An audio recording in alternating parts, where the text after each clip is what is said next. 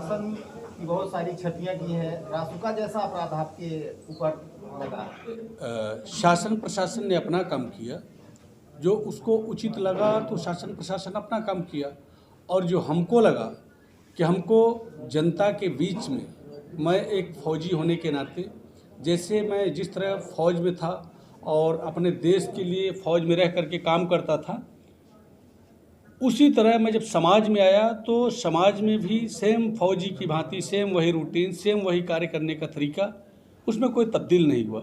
मुझे ये नहीं पता था कि इसमें शासन प्रशासन को कोई प्रॉब्लम हो रहा है, कोई समस्या हो रहा है।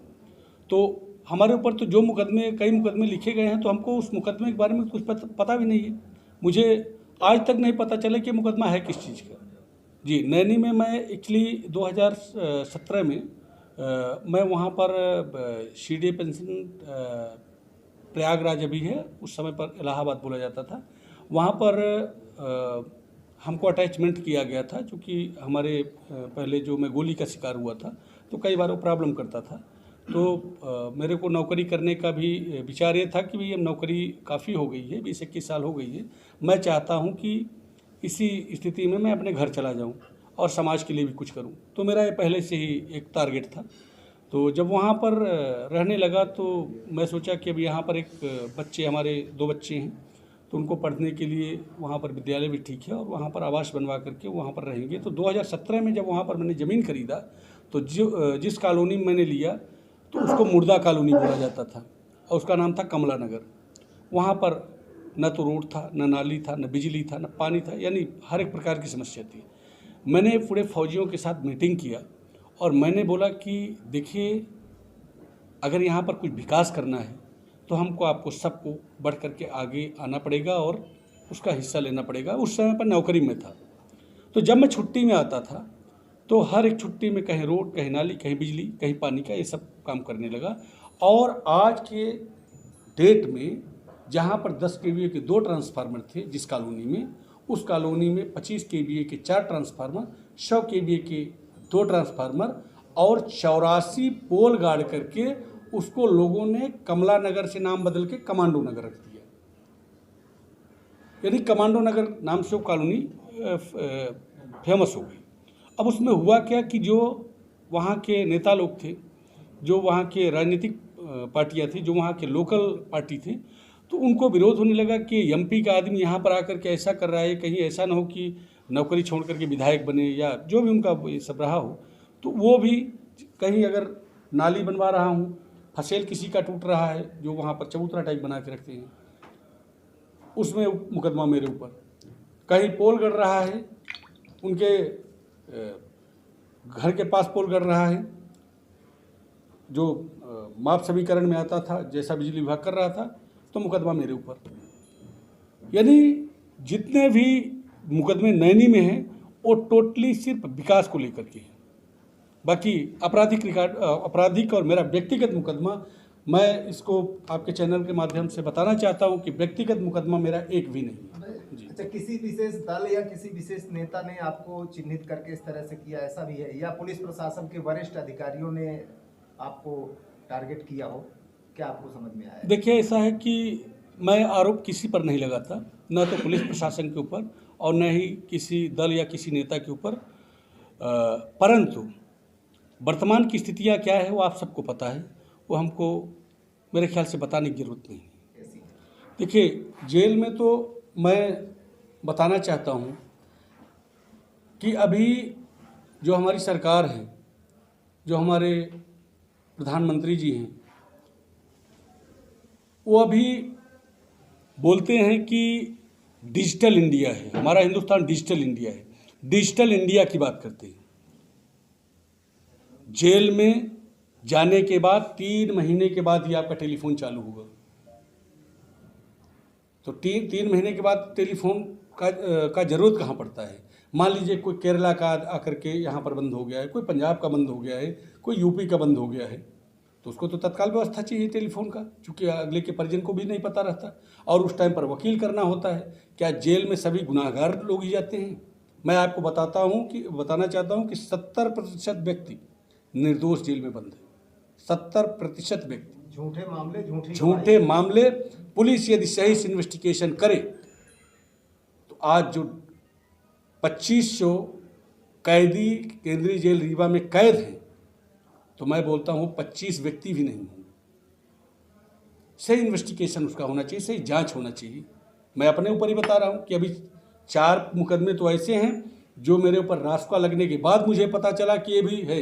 107-16 का मुझे पता ही नहीं था कि 107-16 मुझे मेरे ऊपर कब लागू किए और वो मामला कब दर्ज किया, मुझे उसका नहीं पता था। तो यहाँ पर भी मैं कैदियों से बात करता था, हवालाती जो विचाराधीन बंदी थे उनसे भी मैं बात करता था। वो सारा यही सब समस्या बताते थे कि ये सबसे बड़ा समस्या यही है कि कोई इन्वेस्टिगेशन नहीं हुआ और हमारे को उठा करके जेल में बंद कर दिया। जेल के अंदर की व्यवस्थाएं मैं अभी बताना चाहता हूं कि केंद्रीय जेल रीवा का रहने का जो आपका हवालाती और कैदी हैं उनका कैपेसिटी 716 का है और वहां पर रह रहे हैं 2500 बंदी। 2500 हवालाती और कैदी दोनों मिलाकर के 2500 लोग रह रहे हैं वहां पर।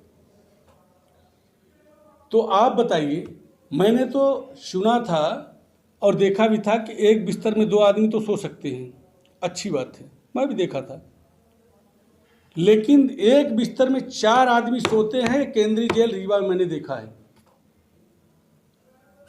अब आप सोचिए कि जब एक बिस्तर में 4 आदमी सोएंगे तो क्या इंसान की भांति सोएंगे, क्या वो जानवर की भांति सोएंगे, कि एक निर्जीव वस्तु ईंटे की भांति उनको जोड़ दिया जाता है।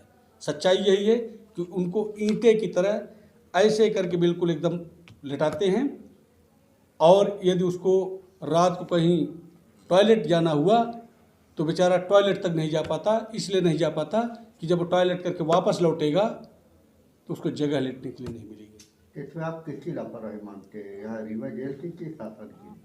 अब इसमें तो हम शासन प्रशासन दोनों का हम अगर हमारे नज़रिए से आप देखेंगे तो मैं बोलूँगा दोनों का दोष है। आप कोरोना काल की बात करते हैं कि कोरोना प्रोटोकॉल का पालन करिए। कोरोना प्रोटोकॉल का पालन सिर्फ क्या जो व्यक्ति बाहर रह रहे हैं उनके लिए है? क्या कोरोना केंद्रीय जेल रीवा के अंदर नहीं फैल रहा है? क्या कोरोना उपजेल तेउथर के अंदर नहीं फैल रहा है? क्या कोरोना उपजेल मऊगंज के अंदर नहीं फैल रहा है? जब 4 आदमी एक बिस्तर में सोएंगे, एक यानी जो नीचे का जमीन होगा, आपको यहाँ से जेल भेज दिया गया, वहाँ पर आप आमद लेते जा रहे हो और एक भूसे की भांति एक कमरा में बंद कर दिए। अब उनको जब लेटना हुआ तो बिल्कुल ईंटे की भांति जोड़ दिए गए। तो क्या कोरोना उसमें नहीं फैल रहा है?